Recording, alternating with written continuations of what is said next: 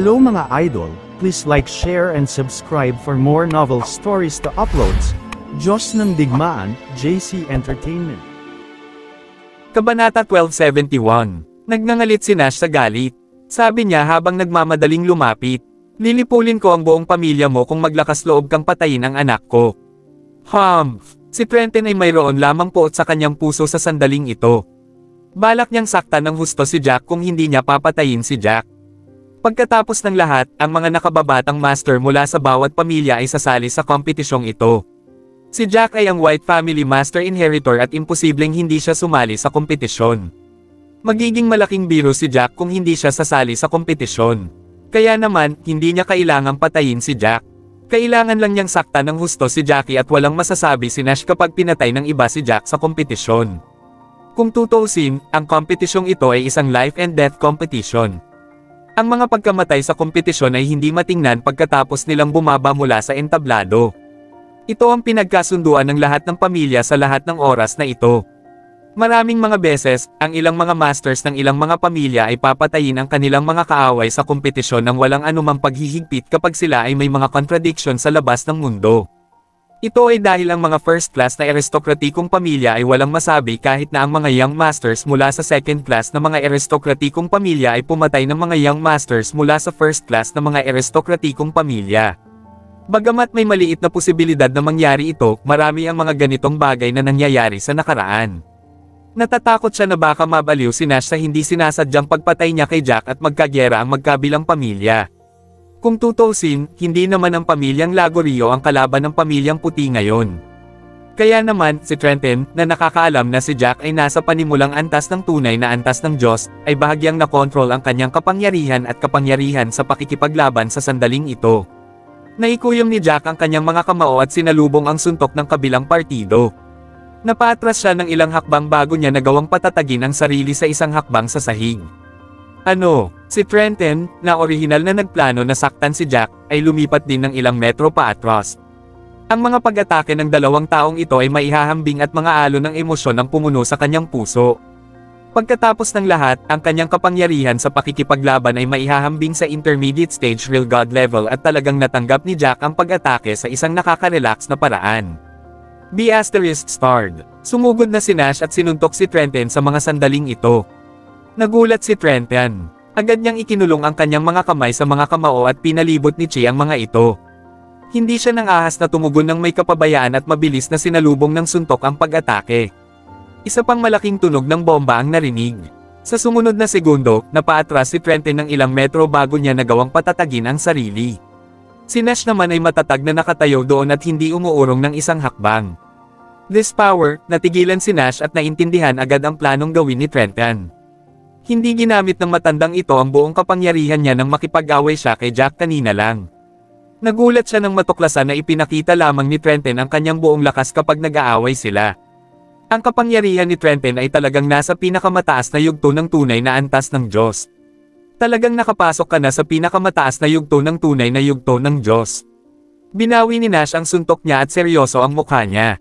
Ang Trenton ay nagkaroon lamang ng antas ng pagsasanay sa huling yugto ng tunay na antas ng Diyos dati at may malaking pagkakaiba sa pagitan ng kanilang lakas sa pakikipaglaban. Sino ang nakakaalam na ang matandang ito ay makakalusot? Magulo iyon. Nakikita niya na ang kapangyarihan ng kabilang partido ay hindi pa masyadong matatag at hindi siya gaanong magaling sa kanyang kontrol sa kapangyarihan. Parang kakabreak niya lang kanina. Kung lumipas pa ang ilang oras, maaaring tumaas ang kanyang lakas sa pakikipaglaban pagkatapos niyang umangkop sa bagong tumaas na kapangyarihan. Haha, hindi mo inaasahan ito, Nash White, nakalusot ako.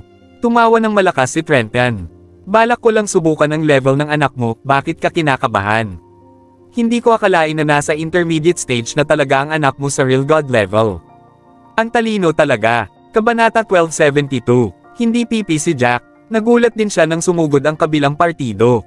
Gayunpaman, hindi nagtagal ay naunawaan niya na ang matandang ito ay hindi nang ahas na patayin siya at pinaplano lamang siyang saktan. Kung tutuusin, kung papatayin siya ng matandang ito sa sandaling ito, ang kanyang ama at ang mga matatanda ng pamilyang puti ay sasabak sa digmaan sa kanila. Ang mga Lagorios ay malinaw na hindi ang mga kalaban ng mga puti. Kaya naman, gusto ng matandang ito na saktan siya at hayaang patayin siya ng ibang mga kalaban sa kompetisyon. Gayunpaman, talagang minamaliit ni Trenton ang kapangyarihan sa pakikipaglabanan ni Jack. Naisip ni Jack na ang kabilang partido ay may husay sa pakikipaglaban sa huling yugto ng antas ng tunay na Diyos kaya hindi rin niya ginamit ang kanyang buong lakas. Sa huli, siya ay natapos sa parehong sitwasyon ng kabilang partido. Naniniwala siya na kung gagamitin niya ang kanyang buong lakas, hindi siya mapapatay ni Trenton kahit na ginamit niya ang kanyang buong lakas. Haha, nagulat talaga ako nitong pagsubok mo. Natatawang sabi ni Jack pero nakapagdesisyon na siya. Siguradong papatayin niya ang matandang ito kapag may pagkakataon sa hinaharap. Maswerte siya dahil nandito ngayon ang kanyang ama at ang mga matatanda. Kung hindi iyon ang nangyari, tiyak na papatayin siya ng matandang ito nang walang pagpipigil. Ang batang ito ay talagang nasa intermediate stage ng tunay na antas ng Diyos. Nagdilim din ang ekspresyon ng mukha ni Diana. Dahil sa mga talento ni Jack, lihim siyang nakaramdam ng pagkabalisa. Ang gayong mga talento ay mahirap makuha, lalo na nang ang binatang ito ay bumalik mula sa labas ng mundo. Kung ang taong ito ay palaging nagsasanay sa pamilyang puti at hindi nagkukulang sa martial resources, ang kanyang kasalukuyang husay sa pakikipaglaban ay mabilis na lalago. Nagdilim din ang ekspresyon ng mukha ni Nash. Si Trenton ay nakalusot at nakamit ang pinakamataas na yugto ng tunay na antas ng Diyos. Nangangahulugan ito na ang kanilang pamilya ay mayroon ding master sa rurok na yugto ng tunay na antas ng Diyos at ang kabuoang lakas ng kanilang pamilya ay tumaas ng husto. Itinuring ng kasalukuyang pamilyang Lagorio ang pamilyang puti bilang kanilang kaaway at hindi magandang bagay na magpatuloy ito. Oo, kung wala pa siya sa intermediate stage ng real god level, hindi niya sana maharangan ang pag-atake kung ngayon lang. Sumulyap muli si Trenton kay Jack bago bumaling para kausapin si Boss Lane. Boss Lane? Bakit hindi mo ibigay sa amin ang mga kwartong ito? Noon pa man ay tinutulungan ka namin sa iyong negosyo. Isang awkward na ekspresyon ang agad na lumitaw sa mukha ni Boss Lane. Nabalitaan din niya ang pagbabago ng relasyon ng dalawang pamilyang ito. Ang ganitong mahalagang balita ay tiyak na ikakalat sa paligid hanggat ang isang tao ay tinatalakay ito. Ngumiti siya ng mapait bago magsalita kay Trenton. Master Lagorio, paumanhin ngunit nagkasundo na kami ng presyong kabayaran. Apart from that, I need to honor those who come first when I'm handling a business deal. Kaya humihingi ako ng paumanhin para sa ngayon. I think it's best if you na mag-check ng iba pang hotel sa malapit para sa iba pang mga kwarto. Magbabayad ako ng mas malaking halaga. Paano ang 600 piraso ng spirited na bato? Si Trenton ay halatang hindi kumbinsido at gustong makipagpaligsahan sa pamilyang puti sa presyo. Kaya halatang itinaas niya ang presyo nito.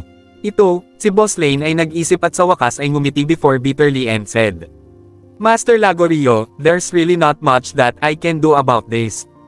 It's not only about money. Haha, I know. It's because they are a first-class aristocratic family, right? I think that you're bullying the weak and afraid of the strong. You're really stupid for not earning that money.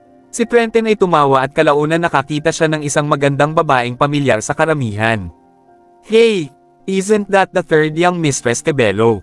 Third young mistress, nagtataka ako bakit kasama ka ng pamilyang White. Haha, Master Lagorio, sa palagay ko hindi mo kailangang isipin kung kaninong tao o pamilya ako sasama diba? Sa oras na to naisip ni Daniela kung ano ang nangyayari. She was surprised at tagalang nag-alala para kay Jack kung paano ito simulang atakihin ng kabilang partido. Sa kabilang punto bahagya siyang nahiya sa pagsisilite ng mga bagay-bagay para sa White family sa kabila na hindi siya kabilang dito habang nananatili siyang nakatayo sa karamihan. Sino makakaalam na madidiscover siya ni Trenton ng napakabilis? Kabanata 1273. Haha, tama, lahat tama. Sino ako para magsalita sa pamilyang Cabello kung ano ang gustong gawin nito? Tumawa si Trenton ng pilit na may halo-halong hiya bago ikinaway ang kamay at sinabi sa lahat ng miyembro ng pamilyang Lagorios, lahat tera na. Si Trenton ay pinangunahan ng lahat sa kalye pagkatapos magsalita. Ngunit sa sandaling palabas na sila ng hotel, hindi niya akalain na makakasalubong siya ng isang grupo ng tao. Sa pagkakataong ito Trenton ay biglang napangiti nang makilala niya ang grupo ng mga tao, ito ang pamilya Cabello. Nagmamadaling siyang tumakbo sa mga tao at Master Cabello. Master Cabello, masaya kaming makita kayo, matagal na nang huling magkita. Sinong nakakaalam na makakabangga ng pamilyang Lagorios pagdating namin dito sa city? Anong pagkakataon? Haha, yes, it's been a long time since we last met, Master Lagorio. Si Alejandro ay tumawa na may mga pagdududa sa mga mata. Sa simula, hindi na niya gusto ang pamilyang Lagorio dahil ang Lagorio at pamilyang puti ay may magandang relasyon simula nang si Nash at Lily ay magpakasal at magsama. Ang disipulo ng dalawang pamilya ay nagtutulungan. They always got into altercations when they were searching for valuable items. Master Cabello, by the way, I'm curious about something. Kanina lang nakita ko si third young Mistress Cabello and I'm wondering why is she with the white family members. At bukod pa dyan ay nagsasalita siya para sa pamilyang puti sa oras na ito. After all, you also know that the relationship between your family and the white was not that good. Mabilis na sinabi ni Trenton. He added another sentence after he finished. Ang aming pamilyang Lagorio ay kaaway na rin ng pamilyang puti ngayon. Ano, sinasabi mo na kasama si Daniela sa pamilyang puti ngayon?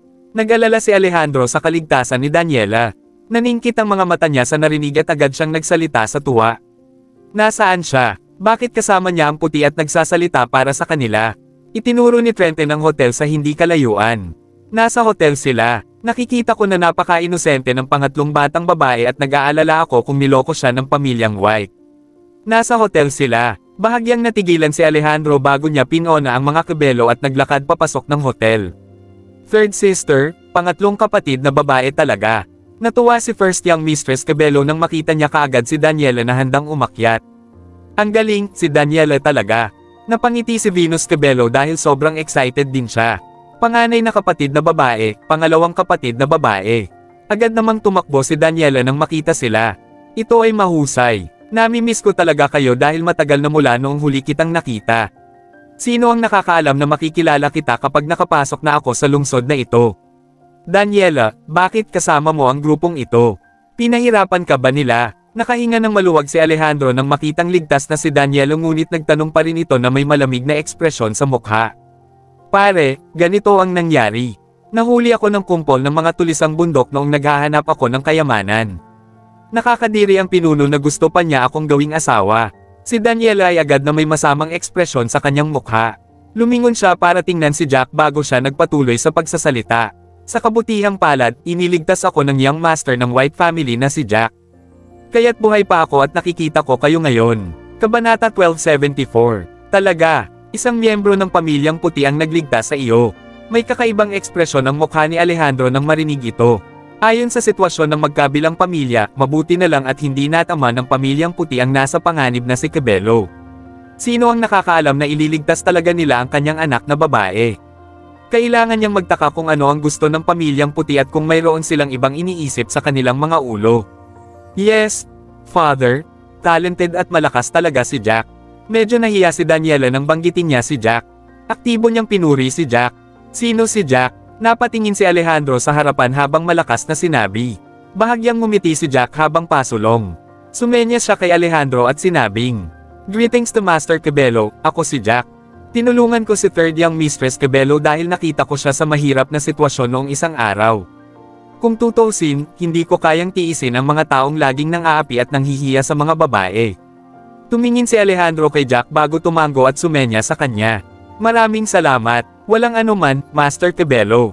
Binalik ni Jack ang magalang na kilos. Sa hindi inaasahang pagkakataon, si Trenton, na nakikinig sa loob ng ilang sandali, ay itutulak ang mga tao palayo at papasok sa sandaling ito. Sabi niya kay Alejandro, Master Cabello, hindi ka ba mahuhulog sa matatamis na salita ng lalaking ito?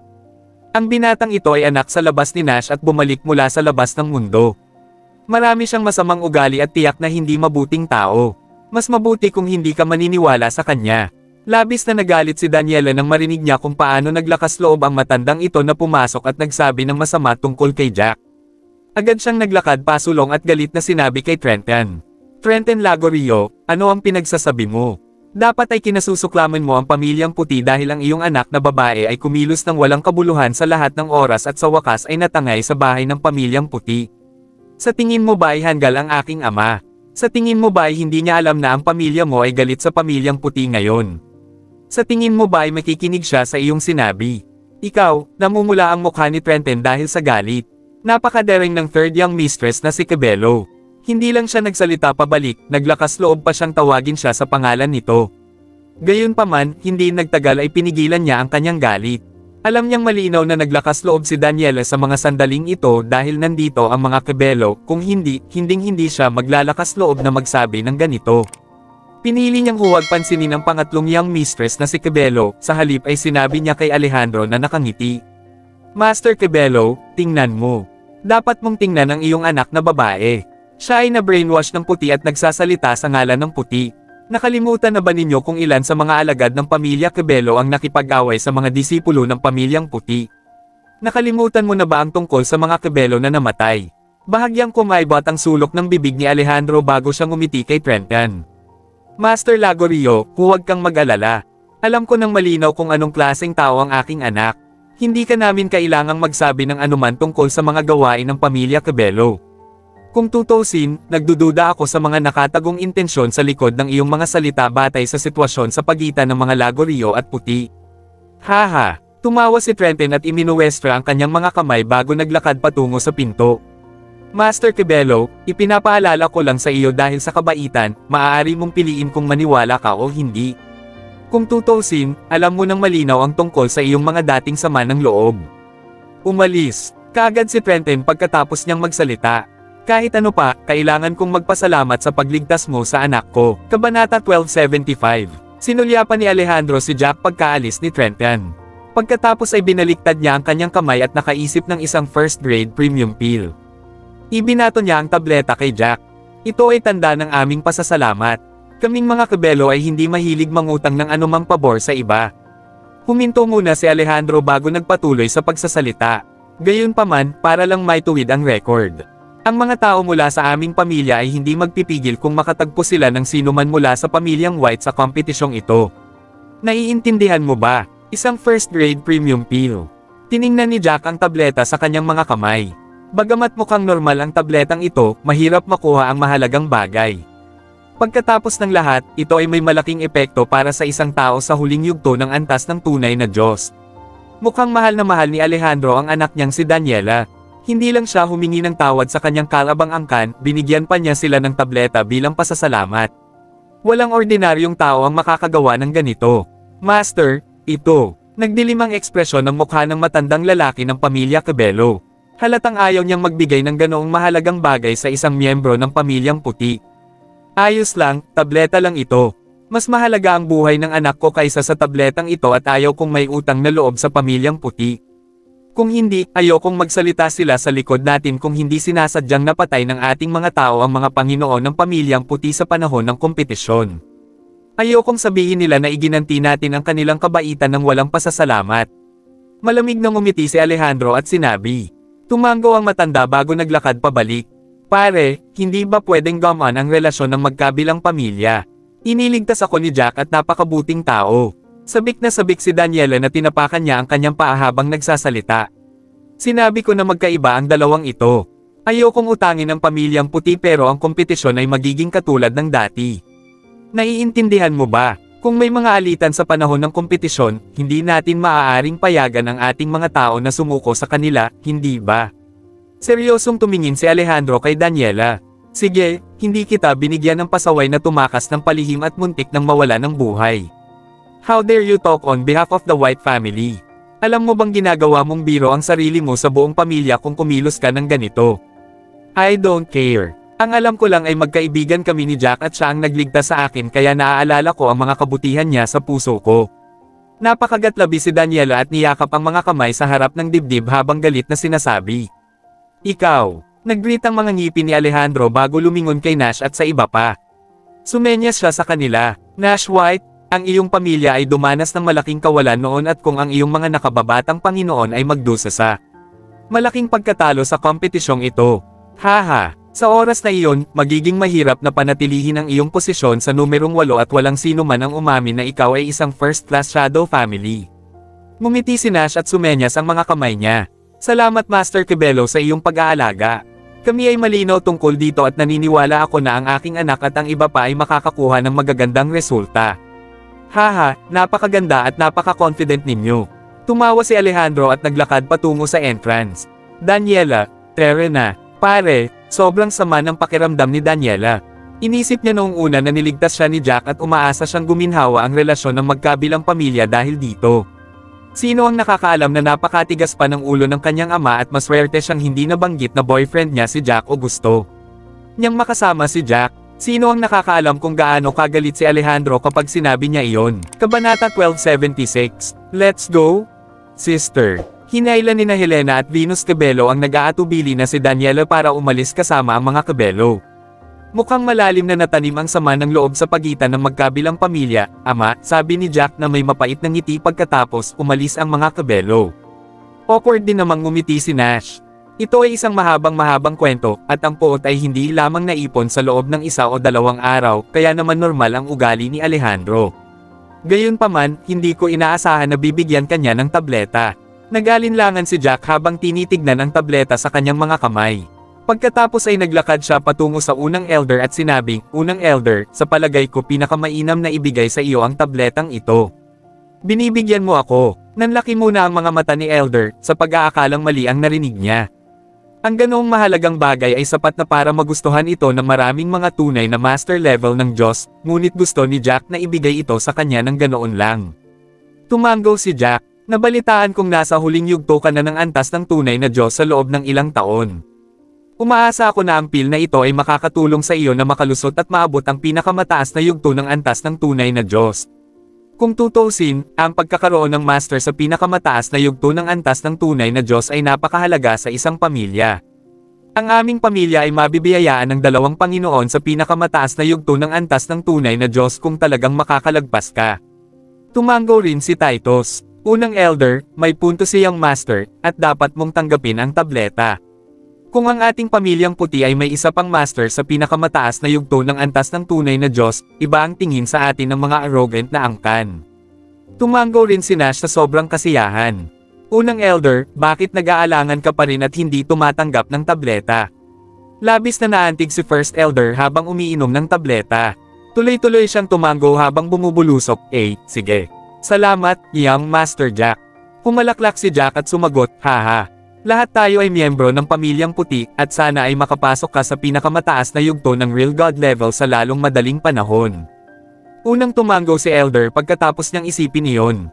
Sige, maaari kong subukang lusutan ang aking husay sa pakikipaglaban dahil mayroon pang 4 hanggang 5 araw bago ang kompetisyon. Ito ay hindi madaling tagumpay na masira matapos makamit ang antas ng tunay na Diyos sa pakikipaglaban, at dahil doon, hindi siya gaanong kumpiyansa at natatakot na masasayang niya ang tabletang ibinigay sa kanya ni Jack. Sige, dapat magpahinga ang lahat. Lahat tayo ay makakapagpahinga sa loob ng ilang araw na ito at mamasyal kapag may oras tayo. Ang mga may pag-asang makalusot sa kanilang husay sa pakikipaglaban ay makakapagsanay ng mabuti sa panahong ito, makakabuti kung makakalusot ang mga sasali sa kompetisyon bago ang kompetisyon. Sa wakas ay sinabi ni Nash sa lahat. Natulog si Jack pagkatapos niyang bumalik sa kanyang silid, nagsasanay kinaumagahan upang ipagpatuloy ang pagpapatatag ng kanyang husay sa pakikipaglaban. Nakahanda siyang mamasyal sa hapon. Hindi niya inaasahan na madadapa siya sa 3 dilag, sina Daniela, Helena, at Venus ng pamilya Cabello hindi nagtagal pagkalabas niya ng hotel. Jack! Agad na naglakad si Daniela papunta kay Jack na tuwang-tuwa nang makita siya. Sinadya niyang dalhin ang kanyang mga kapatid na babae upang mamasyal sa hotel na may pag-asang makilala si Jack. Siya nga pala, huwag mo masyadong pakialaman ang nangyari kagabi. Ang tatay ko ay may ugali. Sa totoo lang mabait siyang tao, pero masyado siyang matigas ang ulo. Kabanata 1277. Nakangiting ipinaliwanag ni Daniela ang nangyari kahapon habang naglalakad palapit sa kanya. Hindi lang siya natakot na magalit si Jack sa nangyari kahapon, kundi natakot din siyang layuan siya nito dahil dito. Third sister, bakit mo ipinapaliwanag iyon sa lalaking ito? Oo naman, niligtas kanya, pero ibinalik namin ang pabor at wala kaming utang sa kanya. Kinakabahang sabi ni Helena habang nakangisi. Tama, third sister. Huwag kalimutan na ang parehong pamilya ay nagkaroon ng aming patas na bahagi ng mga argumento sa panahon ng mga kompetisyon sa nakaraan. Galit ding paalala ni Venus kay Daniela. Ate, pinaalalahanan ka ni Itay na huwag masyadong maging malapit sa mga miyembro ng White family. Naiintindihan mo ba? Natatakot kami na ginagamit ka. Sabik na tinapakan ni Daniela ang kanyang binti at mabilis na nagpaliwanag, ate, hindi ganong klaseng tao si Jack. Ladies, pareho kayong nag-overthink sa mga bagay-bagay. Sa posisyon at sitwasyon ngayon ng White family, hindi kami makakalaban ng pamilya Cabello ninyo, at ayaw din naming magkagulo. Bukod doon, hindi ako gumagamit ng ganoong paraan kapag may ginagawa ako para makapag-relax kayong lahat. Ngumiti ng walang pakialam si Jack bago muling nagsalita sa kanilang dalawa. Pag-isipan ninyong dalawa, kung may gustong gawin ang White family kay Daniela, magkakaroon pa ba kayo ng pagkakataon na makita siya ngayon? Pinag-cruise ni Helena ang kanyang mga braso sa kanyang dibdib habang pinabulaanan niya, hindi iyon tiyak. Sino ang nakakaalam kung ano ang iniisip ninyo? Napakunot naman ang noo ni Venus nang may napansin siyang kakaiba. Young man, you addressed my sister as Daniela. Who allowed you to address her in such an intimate way? You're really gutsy for addressing my sister that way. I think you have thoughts about my sister. Totoong pervert ang mga lalaki, at lahat sila masama. Tumingin si Venus kay Daniela sa puntong ito at sinabing, Daniela, kailangan mong mag-ingat.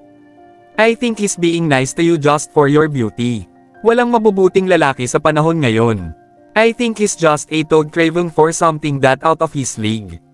Nakapagtataka, namumula si Daniela nang sumagot siya, ate, tumigil ka na sa pagsasalita ng kalokohan. Ako ang humiling sa kanya na tawagan ako ng ganyan. Kaming dalawa ay talagang mabuting magkaibigan ngayon, at ang pagtawag niya sa akin na Daniela ay walang ibig sabihin. Nahiya naman sina Helena at Venus nang marinig nila ito. Hindi nila akalain na si Daniela ang humiling kay Jack na tawagan siya sa kanyang pangalan. Iniisip nila kung maganda ba ang pakiramdam ni Daniela kay Jack o may nararamdaman para sa kanya dahil iniligtas siya nito. Sa sandaling iyon, maraming tao ang lumapit at ang isa sa mga lalaking nakasuot ng puting damit ay masayang nagsabi, ay, nako. Hindi ba ito ang tatlong dilag ng pamilya Quibelo? Talagang maswerte tayo na nabangga natin itong tatlong gintong bulaklak sa ating paglalakad. Sumulyap din si Jack sa kanila, nagdilim ang ekspresyon ng mukha niya ng mga sandaling iyon. Hindi niya inaasahan na makikilala muli ang mga miyembro ng pamilya Norman. Haha, parang may pulauka din tayo dito. Wika ni Keith habang sinusulyapan si Jack. Binata, si MS. Daniela ay naglakbay kasama mo noon, ngunit bakit mo pa rin sila sinusundan kung nakilala na niya ang pamilya Quibelo? Nag-iisip ka ba ng mga paraan upang makuha ang pagmamahal ng tatlong dilag na ito ng Quibelo? Dapat mong tandaan ang iyong pagkakakilanlan, sabi ni Joshua Norman. Ang iyong pamilya ay malayo sa ilalim ng pamilyang Norman. Bukod doon, ikaw ay isa lamang iligal na bata na bumalik mula sa labas ng mundo. Hindi ka karapat-dapat na makasama ang sinuman sa kanila batay sa mga katotohanan. Hindi kayo ang magdedesisyon kung karapat-dapat ba ako o hindi. Madilim ang ekspresyon ng mukha ni Jack at nairita. Kabanata 1278. Haha, ibig sabihin, interesado ka talagang makuha ang atensyon ng ating third young mistress na si Quibelo, no? Napahawak si Joshua sa kanyang mga kamao nang marinig niya ang sinabi ni Jack at mapaglaro siyang tiningnan. Kami, ang mga nanonood, ay may magandang tanawin. Talagang iniisip mo ba na ang pamilyang puti ay maituturing na isang primera klaseng aristokratikong pamilya? Para sa amin, wala kang pinagkaiba sa mga pangalawang klaseng aristokratikong pamilyang iyon. Ikalawang kapatid, huwag na tayong mag-aksaya ng oras sa pakikipag-usap sa taong ito.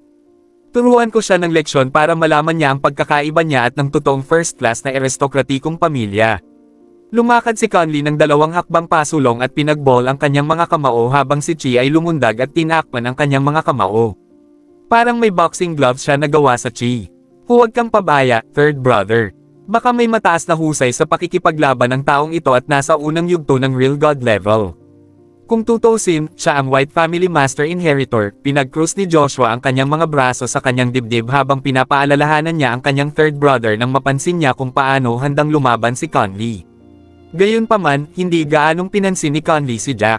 Huwag kang mag-alala, ang swerte lang ng taong ito. Nagkaroon siya ng pagkakataon dahil nawala ang talentadong Lance White ng White Family. Hindi siya ang magiging Family Master Inheritor kung hindi. Sa kanyang opinyon, tiyak na si Jack ay walang mataas na husay sa pakikipaglaban at malaking bahagi ang swerte sa kanyang paglalakbay tungo sa pagiging Master Inheritor ng pamilya. Pagkatapos ng lahat, gaano kalakas ang isang tao na bumalik mula sa labas ng mundo. Gayunpaman, alam ni Conley na hindi niya mapapatay si Jack sa sandaling iyon. Pagkatapos ng lahat, ang kompetisyon ay hindi pa nagsisimula, at ang taong ito ay anak ng White Family Master. Ang pagpatay sa kanya at pakikipagtalo sa pamilyang White ay hindi magandang simula. Gayunpaman, hindi iyon nangangahulugan na hindi niya matatalo si Jack. Lumapit siya kay Jack sa isang iglap at hinagis ang kamao sa kanya. Alam ni Daniela kung gaano kalakas si Jack at hindi siya nag-alala para sa kanya nang marinig ang pagbabante ni Conley. Pagkatapos ng lahat, ang lakas ng pakikipaglaban ni Conley ay nasa unang yugto lamang ng antas ng tunay na Diyos. Haha, kaka-sign up mo lang para sa isang beatdown. Ang gayong husay sa pakikipaglaban ay talagang makapangyarihan bago ang mga kahangahangang pamilya ng White, ngunit wala silang ideya kung anong mga pambihirang talento ang mayroon si Jack kumpara sa kanila. Nakangiti si Jack. Hinigpitin niya ang kanyang kamao, hinarang niya ang paparating na suntok nang hindi man lang gumamit ng chi. Napabuntong hininga si Keith at Joshua nang mapansin nila kung paano hindi ginamit ni Jack ang kanyang chi. Ang lalaking ito ay talagang mayabang. How dare he look down sa pangatlo nilang kapatid ng ganoon. Naniniwala sila na nabigo si Jack na mag-react dahil siya ay may hindi kapani-pani walang mababang lakas sa pakikipaglaban at pagbabantay. Halatang mabagal ang kanyang reflexes para ma-activate pa ang kanyang chi at kailangang magmadaling salubungin ang atake ni Conley. Kung gayon, baka masaktan siya ng husto o mabali ang kanyang braso dahil sa suntok ni Conley batay sa lakas ng pakikipaglaban ng kanyang kapatid. Gayunpaman, hindi nila inaasahan na ang sumunod na nangyari ay isang malakas na pagsabog, at nakita nila si Conley na lumilipad paatras na parang saranggola na may putol na mga string sa susunod na segundo. Nagsusuka ng dugo, napaatras siya nang bumagsak siya sa lupa bago niya pinatatag ang sarili. Ano ito? This time, pati sina Helena at Venus ay natulala. Nakatitig sila ng nanlalaki ang mga mata at nakabuka ang mga bibig, iniisip kung pinaglalaroan sila ng kanilang mga mata. Pagkatapos ng lahat, nagawa ni Jack na mapalipad si Conley nang hindi man lang ginagamit ang kanyang chi. Ano ang ibig sabihin nito? Ibig sabihin, mas malakas ang combat power ni Jack kaysa sa kanya. Si Jack, gayunpaman, ay may walang pakialam na ekspresyon habang binawi niya ang kanyang mga kamao. Inilagay niya ang dalawang kamay sa likod niya at nakatingin kay Conley, nakangiting nagsalita, ano ang pakiramdam niyan? Sa tingin mo ba madali mong mabuli ang mga miyembro ng White family? Hindi pa man nagsisimula ang kompetisyon, nang ahas ka pang umatake ng isang tao sa lansangan. Kabanata 1279. Hindi pa ito tapos, binata. Huwag mong kakalimutan, ang tunay na kapangyarihang panlaban ng isang tao ay nasusuri sa sandata at martial skills ng taong iyon. At hindi ko pa nagagamit ang buong kapangyarihan ko. Inaamin ko na minamaliit kita. Mapait si Conley dahil nawala ang kanyang dignidad sa harap ng tatlong magagandang babae. Pinunasan ng dugo sa mga sulok ng kanyang bibig, binaliktad ni Conley ang kanyang kamay at nagsiwalat ng isang espada. Isang sandata. Ngumiti si Jack at sinabing, may nakalimutan ka ba? Pinisil din ni Jack ang kamay niya pagkatapos niyang magsalita at ibinunyag ang itim na espada.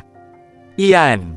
Iyong lumilipad na espada. Magagamit mo ito sa pag-atake bukod sa paglipad.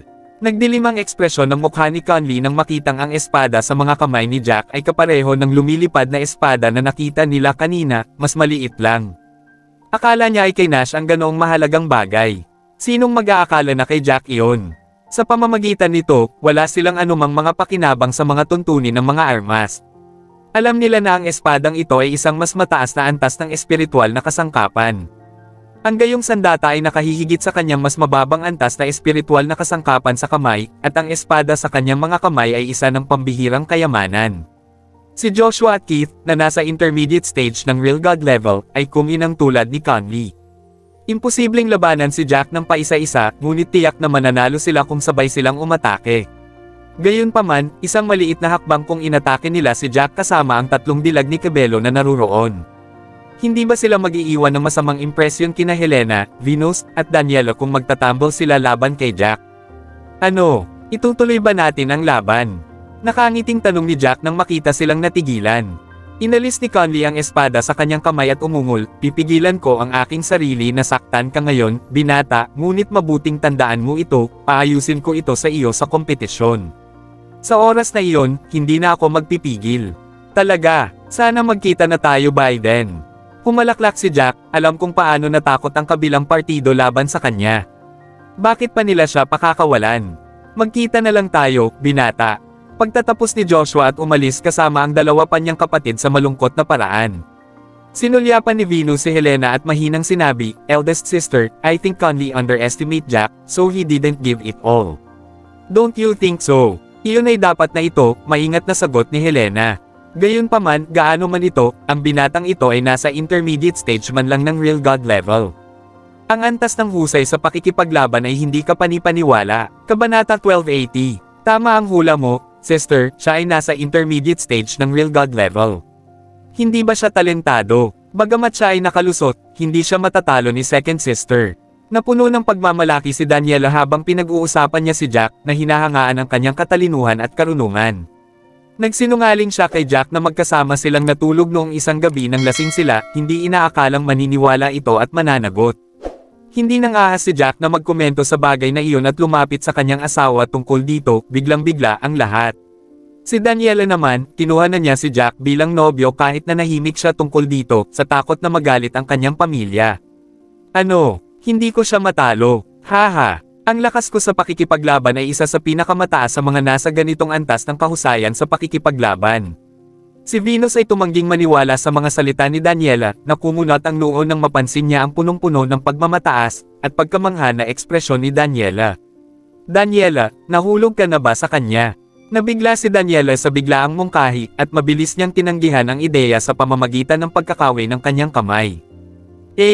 Ano? Huwag ka nang gumawa ng bagay, ate, hindi ko siya gusto. Naku, binigay siya ng kanyang konsensya sa kanyang reaksyon, at ang pamumula ng kanyang mukha ay nagdagdag ng ebidensya. Tingnan mo, lahat kayo mahiyain at namumula. I think you really like him. Nairita si Venus habang nagbabala, Daniela, sinasabi ko sa iyo ito, ang aming pamilya ay may masamang dugo sa kanila. Magagalit si Itay kapag nalaman niya ito. Walang nangyayari sa atin, ate. Bakit hindi ka naniniwala sa akin? Walang nangyayari. Nagsimula ulit magpaliwanag si Daniela. Alam niyang wala siyang masasabi tungkol sa kanilang relasyon sa sandaling ito kahit ano pa iyon. Tatanggapin lamang ng kanyang mga magulang kung makikita ng iba ang mga talento ni Jack sa hinaharap at alam ng lahat kung gaano siya katatag o kung kailan mas maayos ang relasyon ng magkabilang pamilya. Sige. Naniniwala ako sa'yo. Napatigil si Venus sa pagpupumilit nang makita niyang namumula ang mga mata ni Daniela sa pagkabalisa. Instead, she glanced at Jackie before speaking to Daniela. Daniela, let me tell you something, huwag kang mabigani dahil gwapo siya. Most of the time, hindi mapagkakatiwalaan ang ganyang gwapong lalaki, lalo na ang lalaking may asawa ay lalong hindi mapagkakatiwalaan. Nahihiya si Daniela, bagamat nag-alok siya ng nakakalokong ngiti. Naiintindihan ko, sister. I best take my leave, girls. With you beautiful three ladies here, I'm afraid somebody will accuse me of having motives if I stay more. Ngumiti si Jackie at iminuwestra ang kanyang mga kamay sa tatlo. Siya, napagtanto na ang puot sa pagitan ng pamilyang puti at ng pamilyang Cabello ay di pangkaraniwang malalim at hindi ito madaling lutisin. Sinulyapan ni Helena si Jackie at sinabing, inamin ko na nailigtas mo ang kapatid ko noon, binata, ngunit huwag mong asahan na hahayaan ka naming manalo ng kusas sa kompetisyon. Naiintindihan mo ba? Alam ko, hindi ko rin hahayaang manalo kayong mga babae ng ganoon lang. Tumalikod si Jackie at dahan-dahang naglakad pasulong. Sa pagkakataong iyon, lumapit sa kanila ang isang gwapong lalaki kasama ang kanyang pangkat. Naku, Helena, nagkataon lang. Hindi ko akalain na dito tayo magkikita. Nagningning ang mga mata ng lalaking ito nang makita ang magkapatid na Cabello. Humakbang siya papunta sa kanila at hinawakan ang kamay ni Helena sa tuwa. Young Master Han, mangyaring igalang ang iyong sarili. Please subscribe and hit the notification bell for more novel stories. JC Entertainment.